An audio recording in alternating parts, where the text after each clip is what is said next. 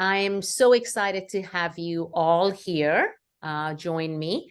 And I'm Rumana Jabeen. I have been practicing real estate for over 20 years.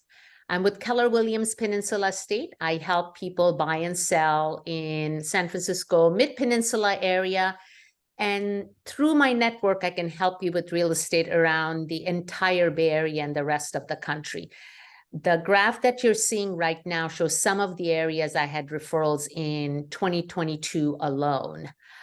I established this series, Boomeradiance, because I hear so many questions and concerns regarding our final stages of life. You have questions and we have answers. People ask questions about trusts and wills, savings and tax strategies, coping with aging parents, healthcare concerns, social security concerns, retirement, moving out, or downsizing.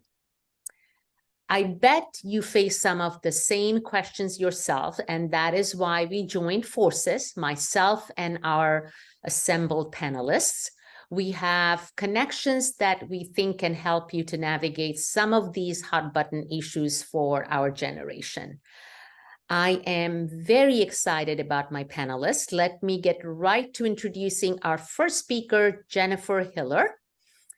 Jennifer has spent the past decade as managing director for Gentle Transitions, a nationally recognized pioneer in the delicate art of senior relocation. She has directly assisted hundreds of people during the process of moving, along with 15 or more of her own personal moves. She has real-world experience and understanding of just what it takes to deal with the stress and challenges involved with moving, especially for older adults. So welcome, Jennifer. Hi, everyone. As Rumana said, thank you for the nice introduction. My name's Jennifer Hiller, and I work with a company called Gentle Transitions. And what we do is we simplify the process for older adults. I mean, we work with a lot of people, but our specialty and what we really do is we work with older adults. And so I'm going to kind of take you through a little bit of the process and many of the challenges that people face.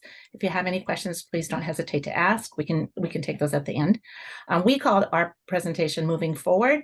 The whole idea is to create momentum and move forward. Okay. So as some of you may know, moving is one of life's most difficult experiences. It's right up there with the death of a loved one, a divorce, an illness or injury, job loss. Moving is challenging, and it's challenging for everybody, anyone of any age, whether you're 20, 30, 40, 50, 60, 70, 80, 90, it's difficult. But as we get older, it even becomes more difficult. Things don't work the way they once did. Lifting and moving is very physical, and it's also very stressful in terms of the challenges of decision making. And it's especially not fun as we get older. I've done it, like Rumana said, 15 times, and I think I might actually be 16. But that was from when I was first, young. But I actually kind of like it myself, but not so much now. But anyway, many of the challenges moving becomes an obstacle, and it creates challenges for people. Many times we hear from people that were moving or people that are thinking about moving or, getting ready to retire, they're just not ready. The only way I'm leaving my home is feet first, which is very sad. I'm actually dealing with that in my own family right this very moment. And generally when people are moving, they're moving from, especially older adults, are moving from a larger home into a smaller home. And so they're concerned about their things fitting in the new place. They're also moving in a home that they've lived in a long, long time. Many times, I have a lot of times I'll do a poll in an audience when I'm speaking, and we have people that have lived in their home 60 years. 60 years is a long time to live somewhere. A big house is a great place for storing things. A lot of the people are actually, in fact, the rooms are still decorated with their kids' things in them. Their kids use their parents' house as storage. There's just a lot of challenge. And speaking of the kids, a lot of times people think their kids are going to help them with the move. And the reality is their children, they're busy, they have careers, they have children, they're busy with everyday life, or they don't live nearby. They are in other cities, other states, out of the country. And so they're just not really available. And those parents have to rely on their children's schedule rather than their own. And the thing is, a lot of times they want to move, they just don't know where to begin. In fact, a lot of times what happens is, let's say they make a decision to move and they go take a look at a place and they fall in love with the place. And then they come home and then they sit down in their chair or on their couch or in their home and they start looking around and they look at their house in a much different manner.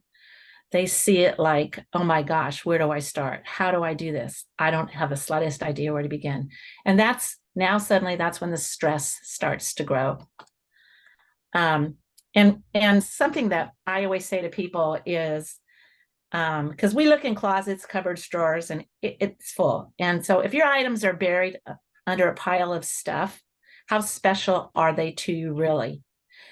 Because that is the downsizing or the right sizing part of the move is one of the most challenging.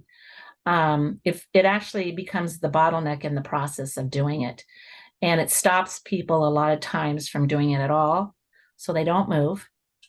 And then pretty soon they may get to a point where they aren't able to make the choice themselves. And the reality is, the sooner you move, the more likely there's the social interaction that's really critical in terms of a healthy life and living a more quality life and making friends where you're moving. And so these are some of the things that we talk to our clients about and that we share with others about the challenges.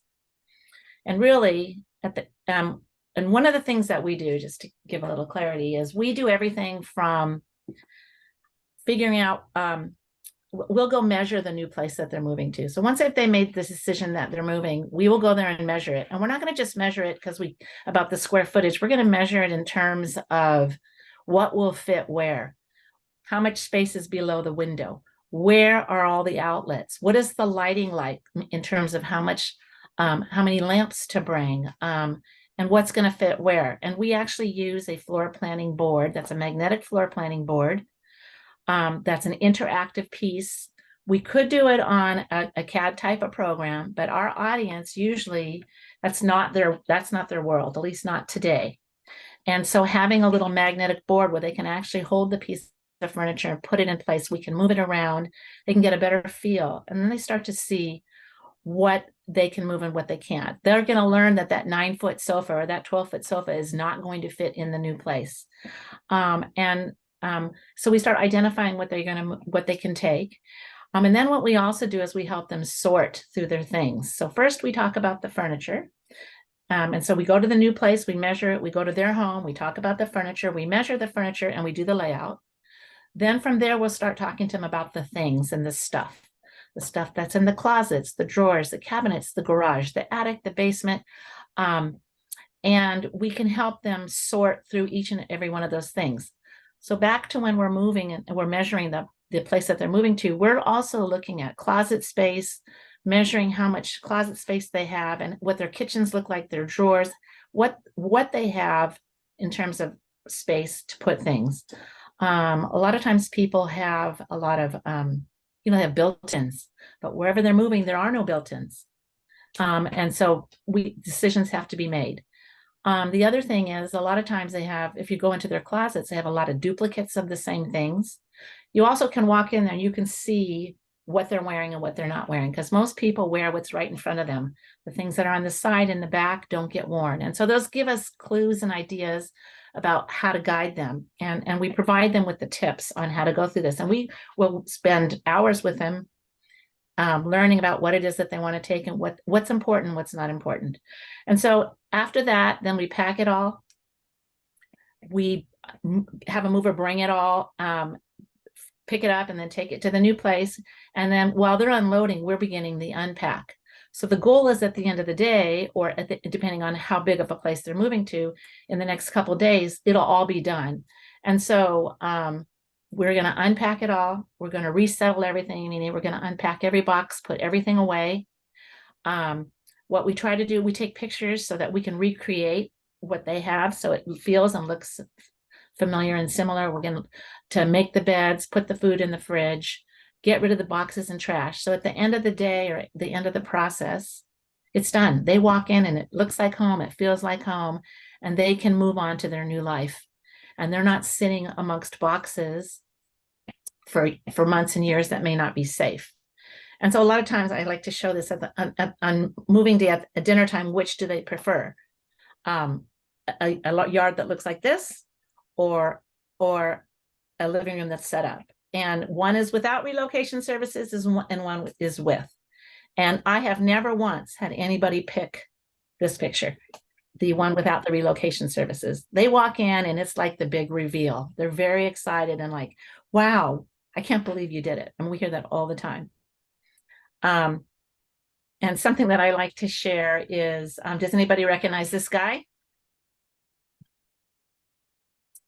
Does anybody recognize him? That's Dick Cheney. Yes. Yes. Yes. And Dick Cheney, do you see what he's sitting in? He's sitting in a wheelchair. That picture was taken at Obama's inauguration. What do you think Dick Cheney was doing during the inauguration? He's moving, and he tried to help on his own move.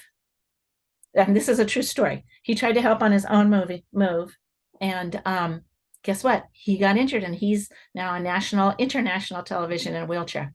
So hopefully that's not going to happen to someone that we move, that they get hurt. As I said again, moving is physical, it's emotional, and let us take that off of your plate or their plate. So again, you won't be in a wheelchair the day after your move. So who are we? Gentle Transitions. We have been doing this for 30 years. It'll be 30 years in April. And we are the founder of the industry of senior move management. And a lot of people don't know about this industry or are not familiar with it. But it came about because the owner of our company, Greg, his mom started it back in Minnesota when she was trying to find a place for her mom to move. And it was a challenge. I mean, back in those days, it was convalescent homes, it was nursing homes. And it wasn't the lifestyle that you could live today, which is a very active lifestyle, where you make a lot of friends and you have a big social life, and you can move through the process as you age. But anyway, Greg's mom was doing that for his grandmother, her mom, and friends started asking her, like, can you help us? And suddenly that's where the idea came from, and that's what she did. Since then, so now almost 30 years later, we have provided services in over 600 different retirement communities throughout California. We have about 75 professionally trained, background checked, and real employees, meaning they are not 1099. Everyone has been, is licensed. We offer liability insurance and workers' comp, which is a big deal. The workers' comp is very big because you're working in someone's home or you're working in a senior living community. If something happens, you don't want a lawsuit on your hands. We also, in about 2004, we formed a national association. It's called NASM, and it's the National Association for Senior Move Management. There are about 1,000 members or 1,200 members in that, doing that now. And in fact, the association, the annual meeting is first week of November. We've also been featured in media across the country. Wall Street Journal, which is interesting because they are a business publication. They contact us about every other year to do an article on downsizing and right sizing. We've been in Good Housekeeping, Fortune Magazine. We've been on CNN. We've been we're featured in quite a few publications.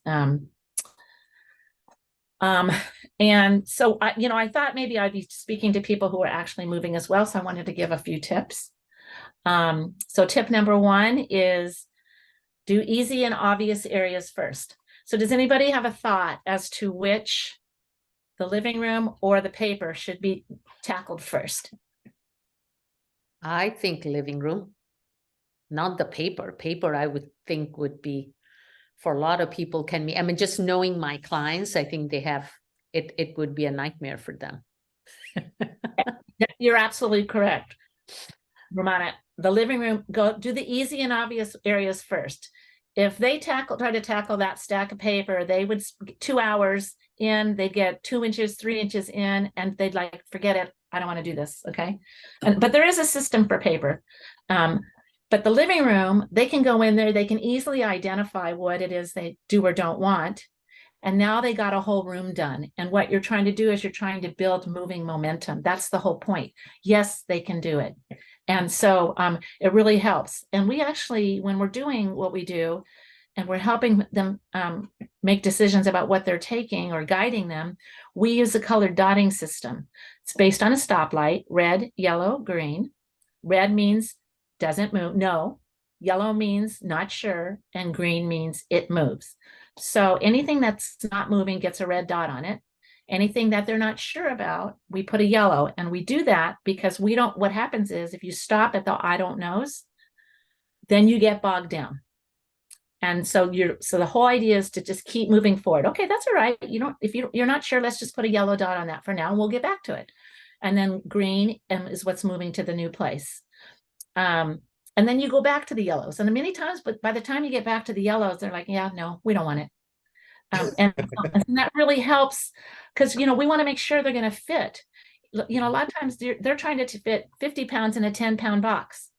If we can get them down to 15 pounds in a 10-pound box, that'd be great, right? And you want it to be safe. You want to be able to find their things.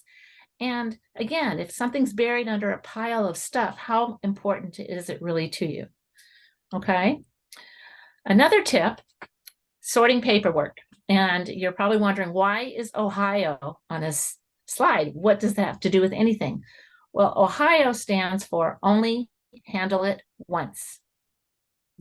So when you are tackling paperwork, what we suggest is you create 3 piles: a keep, a shred, and a recycle.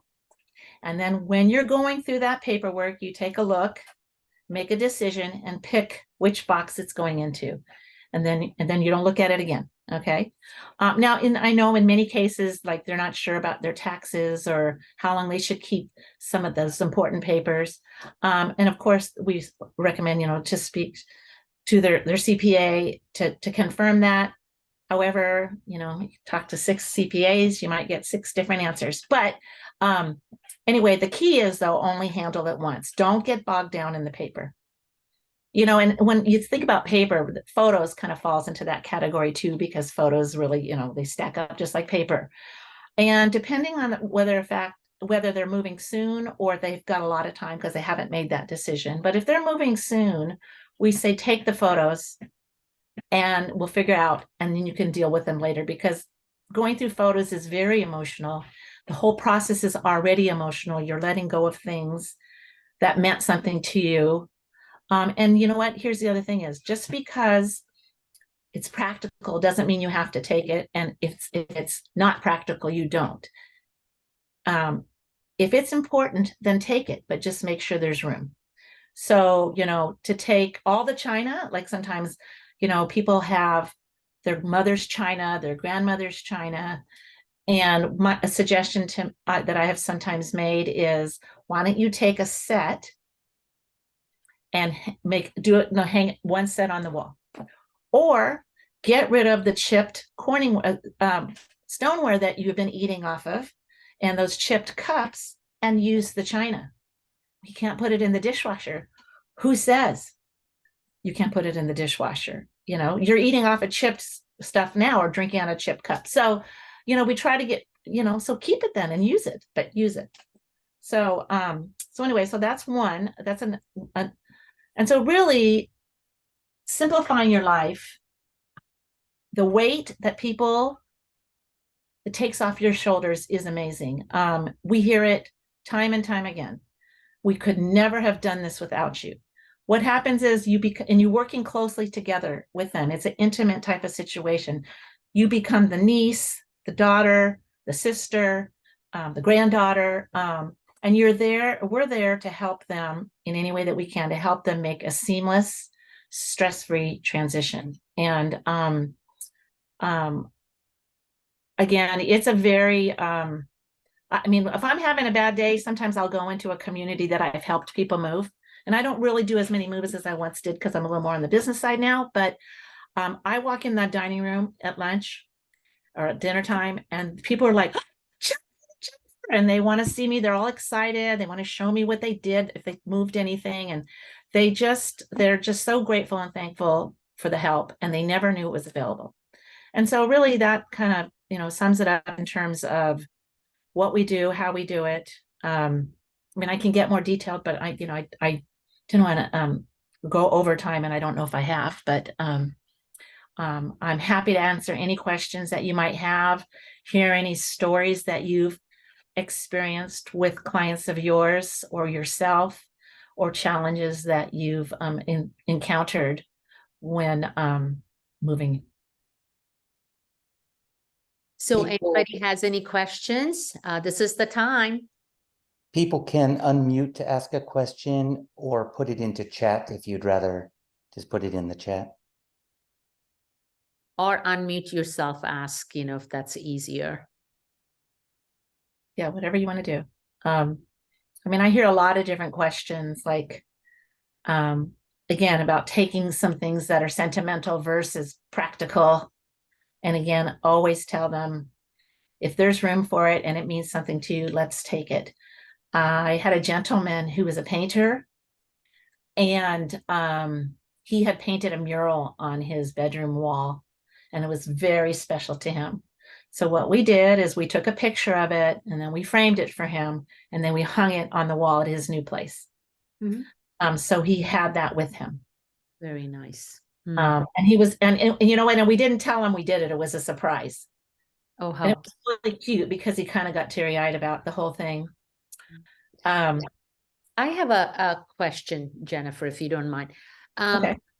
This is all logistical, and that's great. What if, I'm thinking of, some of my clients and my mother-in-law as well. Not that she's going to move anywhere, but the all the stuff. And what if somebody is not emotionally ready? What kind of suggestion you have? Or what do you suggest? So, you know what, when you say, what if someone's emotionally not ready? Most are not emotionally ready, I would say. And the other thing is, most people, a lot of times they think they can do it themselves. They don't realize how big of a project it is, especially when you've lived in a home for many, many years. So the emotional side of it. So we have everybody that works for us, that's that we have move managers, that's what they're called. And then we have a team of move assistants who help with the packing and unpacking and the resettling. They're all trained, and we have a lot of different tips and tricks, so to speak, on how to show somebody, like I said, in a closet. You can typically tell what people are wearing because it's front and center. But you might see, like in a man's closet, you might see all kinds of different blue long sleeve polo shirts. Okay. There's like 10 maybe. Okay. And he's not wearing them all. Some of them are frayed. Some of them have the price tag still on them. Some of them have holes. And so you can start guiding them that way, like, and some doesn't fit. So some of the easiest ways to eliminate things that make it simpler is to pick the things, one, that don't fit, two, that have holes. What are your favorites? Why don't we pick 2 or 3 because you're wearing these all the time? Women, shoes, and guys too, just don't get me wrong. Guys, you go into a closet and you look at someone's shoes. Well, when you're moving an older adult, and a lot of times when you walk into their house, when you see how they dress, you see where they sit, you know how they're living in their home. But let's go back to shoes. And you see someone who has stilettos or even heels, kitten heels in their closet. Or in the gentleman's closet, you might see cowboy boots or work boots, but they're wearing tennis shoes. They're wearing, comfort shoes. So you can help direct them away from the shoes. You see dust on those shoes. Or you'll go into a bar and you'll see half empty, quarter empty bottles of liquor that have probably been sitting there for quite some time. And that those are easier things, really focus on the things. And once you, again, the things that they can figure out that, yeah, you're right, I don't need that, I don't even use it. I worked with a woman who had 7 children. She and her husband had 7 children, and her identity was very tied to her family, and cooking was a big part of it. Her youngest child was 50, and she had a crock pot. She had like multiple crock pots, the giant ones. And she was moving from, I think her house was about 2,500 square foot, and she was moving to 600 square feet. Mm-hmm.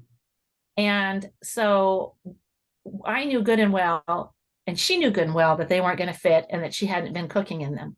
But it was very difficult for her because it was such a memory and it tied to her family. But she's not using it. And I'll tell you, I was able to get her to let the big ones go. She kept a small one, which was good. And in the end, after we got her into the new place, she's like, gosh, I don't even remember those.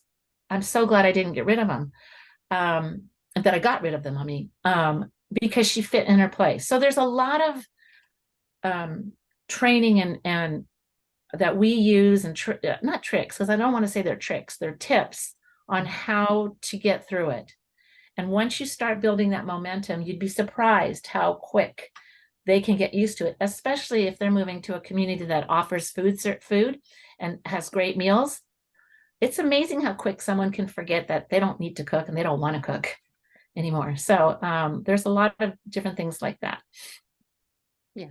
Even if let's just say you go to a smaller house and you do have to cook, but really you don't need, it's only 2 of you, right? How much, or once in a while, children come over, how much utensils or pots and pans do you need for 2 of you, Yeah. Well, right. Or you don't need to bring a dining room table that seats 6 or 8.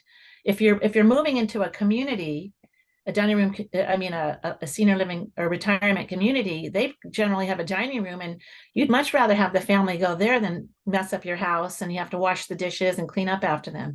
And they learn that pretty quick. And there's a lot of seating areas and comfortable places to sit in the community.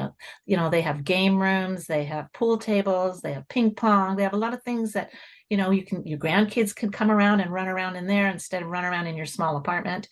And not every place is small. And we're not only moving into senior living communities. I work with people who moving from a 10,000 square foot to a 5,000 square foot house, but they need the help and they don't want to do it. Well, and again, I'm, if you haven't forgotten, but I think you have, I'm Rumana Jabeen again with Keller Williams. I was really thinking of giving a quick market overview, but I think for the sake of time, it may be better to direct you to my blog at rumanajabeen.com, which has an extensive market overview broken down by our local cities, if you're interested. But what I want to kind of touch base some of my stories helping my clients that Jennifer and Bruce both kind of touched. And so recently I did help a client of mine who moved from their condo to a retirement home. And it was a big transition because she was there for a long time. She had her daughter born there and daughter moved out, So, but the equity from the sale of the condo was a big help for her. Organizations like, Gentle Transitions can really help. And she did have somebody who was helping her out to sort everything out. And that made it very, very easy for her. And that is one of the reasons I really invited Jennifer today. I know how important it is. I also help clients downsize to a smaller dwelling, not necessarily a retirement home. Sometimes we realize we really don't need all that space anymore. My sellers of Delray and San Mateo moved to a condo nearby. The neighbors where they were living loved them so much they threw a going away party. Actually, I threw the party, but the neighbors all showed up and it was a lot of fun. And we had a great way to say farewell to them. Recently, I'm helping another client, and not everybody moves down. My long time looking clients are moving from a smaller home in Belmont to a really nice size home in Redwood City, Emerald Hills. And I'm super excited for them. This was a long time coming. They didn't even need the equity from selling their Belmont home. They decided to rent it out, or they can decide to rent it out, or, take the equity and do something else. The sale hasn't closed yet, but they're now in escrow. I will also mention that they were being very careful about the tax consequences of the new purchase. So I say this because as agents, we are not qualified to offer tax advice, but your agent should be able to get you in touch with tax professional, financial advisors that can really help you plan your move the best way. Another reason, people move is as we get up in years. I think both Jennifer and Bruce talked about it, that we want to be close to our children. My recent sellers from Hillsdale moved to San Diego to be near to their children. That is a very common scenario. Some of you may choose to move your parents near to you. Some of you may choose to decide to go where your kids are. My neighbor on Sylvan Avenue did the same thing last year. She moved to Washington to be near her 2 kids. And another thing I see is some of you may end up getting a home from your parents. I sold a nice home in Foster City on Crane Avenue that had been the parents' house. And I sold another house in San Carlos that belonged to their aunt. And the motivation to sell in these cases is usually just a fast and easy sell. I can do that. But sometimes the sellers also want to invest a little bit and fix up a house a little bit so they can get a good sale out of it. I like to get involved to make sure the sellers don't over improve. You can put too much money in that, you will never get it back. And some people make remodels that are very personal in style that can turn some potential buyers off, which will end up hurting the market value. Simple, tasteful remodels are the best return on your investment. So your agent should be able to help you make that most strategic updates. And I'm, always here to talk to my clients, to help you out if anybody needs anything at all. People sometimes move just because they retired and they just want to move somewhere else. One of my clients recently moved to Napa, another went to Austin, and another went to North Carolina. The point is, anytime you need to sell, there are buyers for your home. So talk to your agents, talk about your goals. A good agent should be able to guide you depending on your goals. Whatever your real estate needs are, please consider me as a resource. My job is to simply help you make that best decision that enable you to move on with your life streams. I should mention here also that I'm a member of a Keller Williams Real Estate Planners, a distinct group that is trained specifically in helping people maintain the wealth they have built. You have worked hard for your money and your wealth. You deserve to keep it, pass it on to your families or organization that you want to bless. And I'm always here to help you. I just wanted to give you a quick example of another way, of looking at it.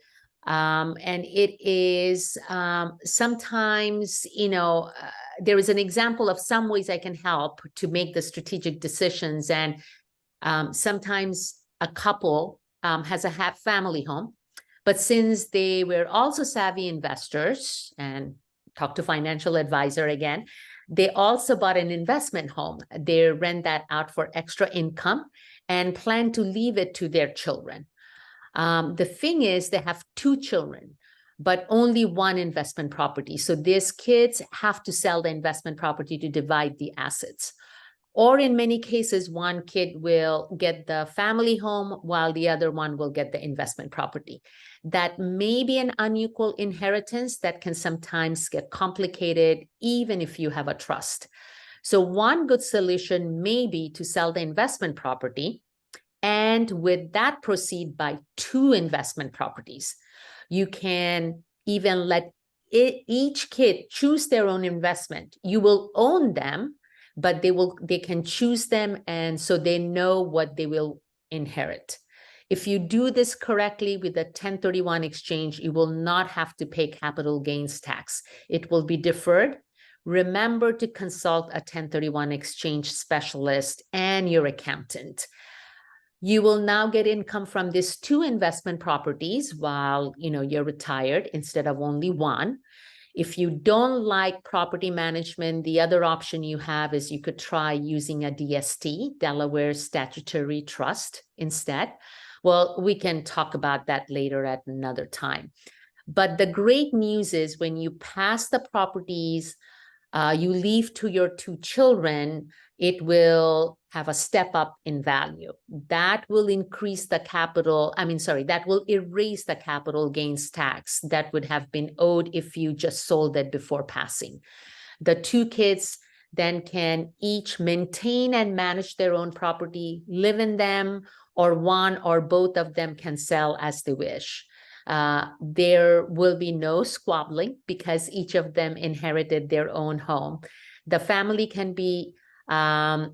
home can be sold and divided equally. State taxes may apply, and some states may have differing tax rules. So please, consult a tax accountant. It's really is important. Well, we have to wrap it up. So do you guys have any questions before we wrap it up? Anybody have any other questions? No. Okay, wonderful. So I want to thank our panelists again, Jennifer Hiller and Bruce Stewart. And also thank you to my husband, Michael Schmitz, who is behind the scene helping Zoom running. And I'm Rumana Jabeen. We have 5 more sessions going. Please invite others. Share this with your friends and families. Jennifer will join us again tomorrow. We are doing this again tomorrow. So if you know anybody, please let them know. And Michelle Morgan will talk to us about how to help our parents remain at home in their twilight years. It may apply to us too. Senior helper was a godsend to my family when my father-in-law needed help. So Michelle will be the speaker on October 10th, 11th, and 12th. So please spread the word, let people know. And again, thank you so much, everybody, for joining and taking the time. Well, your best life is waiting for you. So go seize it. And good night, everybody. Thank you. You. Thanks for coming. Thank you, everyone. Thank you so much Thank again. you. Thank you. Thank you all so much.